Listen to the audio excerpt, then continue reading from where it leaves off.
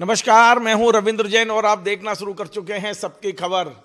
मध्य प्रदेश में आज बड़ा अजीबोगरीब मामला सामने आया है।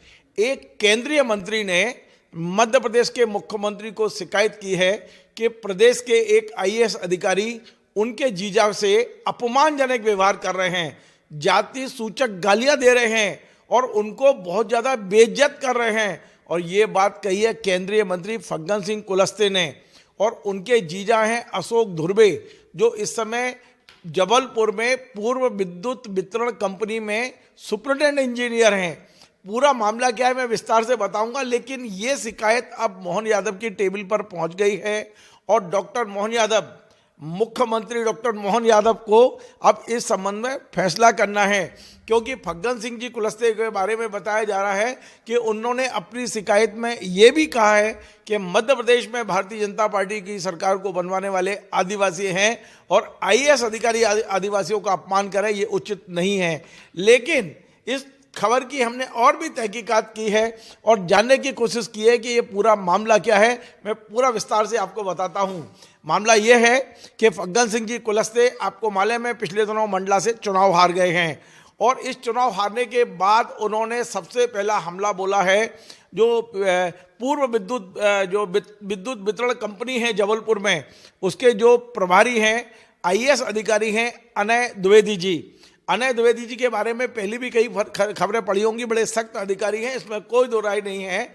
लेकिन उन पे अब जो आरोप लगाया गया है वो ये आरोप लगा है कि इसी कंपनी में अशोक धुर्वे नाम के एक अधिकारी हैं जो शायद सुपरिटेंडेंट इंजीनियर हैं, ऐसी हैं, और वो अनय द्विवेदी से उनका टकराव हो गया है।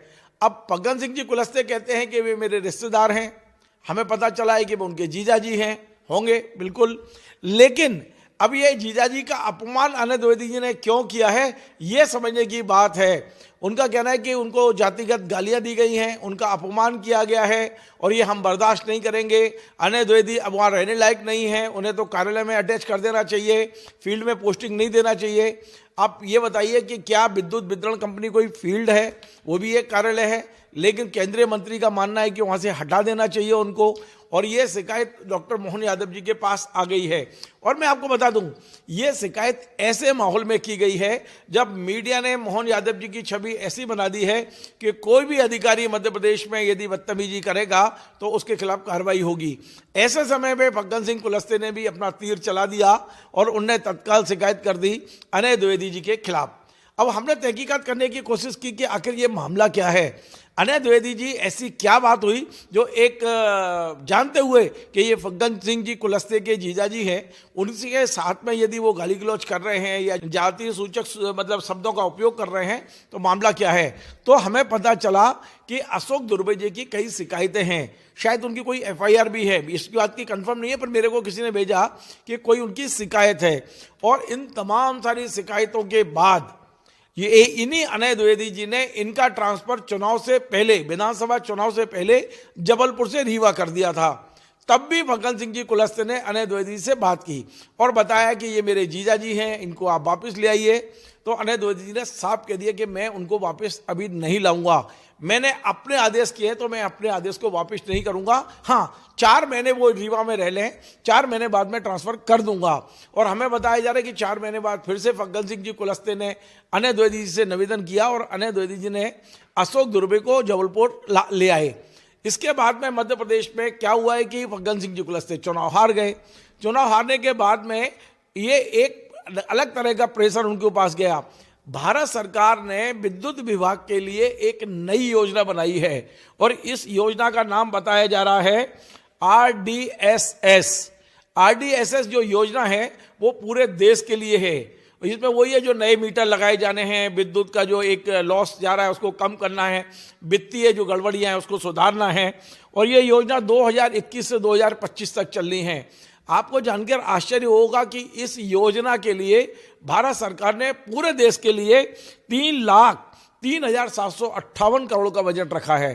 केवल मध्य प्रदेश के लिए 4,000 करोड़ का बजट है आरडीएसएस योजना के लिए। अब खबर ये आ रही है कि अनय द्विवेदी के ऊपर प्रेशर था, अशोक धुर्वे जी को आप इस योजना का मध्य प्रदेश का इंचार्ज बना दीजिए। और अनय द्विवेदी ने साफ कह दिया कि किसी भी कीमत पे, चूंकि अशोक दुर्वे जी की कुछ शिकायतें हैं, वे उनको चार्ज नहीं देंगे।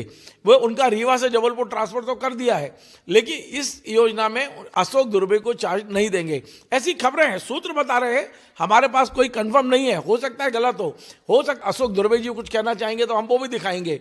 लेकिन हमें हमारे सूत्रों ने आज बताया, जो अनय द्विवेदी जी के माध्यम से खबरें हमारे पास आई हैं, उनके जो संपर्क हैं, उनके जो सूत्र हैं, उनने बताया कि केवल ये सारा झगड़ा है जो 4000 करोड़ का बजट है, उस बजट का प्रभारी किसको बनाया जाए। और फग्गन सिंह जी चाहते हैं कि उनके जीजाजी वहाँ अच्छी स्थिति में रहें। मुझे नहीं पता है कि फग्गन सिंह कुलस्ते जी ने अनय द्विवेदी जी को ये प्रेशर डाला है कि आप इसका इंचार्ज उन्हें बना दें, लेकिन मामला पूरा की पूरा ये है, अशोक दुर्वे जी को अच्छा चार्ज दिया जाना चाहिए। क्यों? उनकी योग्यता है कि वे केंद्रीय मंत्री के जीजाजी हैं।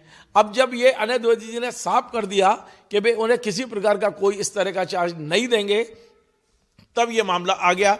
एक शिकायत मुख्यमंत्री तक पहुंच गई और मुख्यमंत्री जी को बता दिया गया कि भैया ये तो अपमान है, ये मेरे जीजाजी को जाति सूचक शब्दों से अपमानित कर रहे हैं, इस अधिकारी को तत्काल हटाया जाना चाहिए। और आप जानते हैं, अनय द्विवेदी यदि इस मामले में हटते हैं तो जो भी आईएएस अधिकारी आएगा या तो उनसे सख्त होगा तो ही, वरना थोड़ा सा भी प्रमोटी या थोड़ा सा भी ऐसा अधिकारी हो जिसमें चाहे वो डायरेक्ट आईएएस हो या प्रमोटी हो, लेकिन यदि जरा सा भी कमजोर अधिकारी होगा तो एक राजनीतिक प्रेशर डाल के अशोक दुर्वे जी को ये काम दे दिया जाएगा आरडीएसएस का।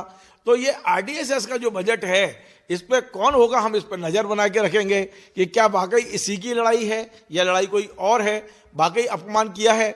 मज़ेदार बात यह है कि यदि जाति सूचक शब्दों का उपयोग अनय द्विवेदी जी ने किया है तो अशोक दुर्वे को सीधा सीधा जो मध्य प्रदेश में SC ST थाने बने वहाँ शिकायत करना चाहिए और वहाँ शिकायत करके अपनी बात करना चाहिए। जो जिनके सामने उनको अपमानित किया है उन गवाहों को ले जाना चाहिए, FIR कराना चाहिए, क्योंकि ये प्रावधान है, सरकार में नियम है।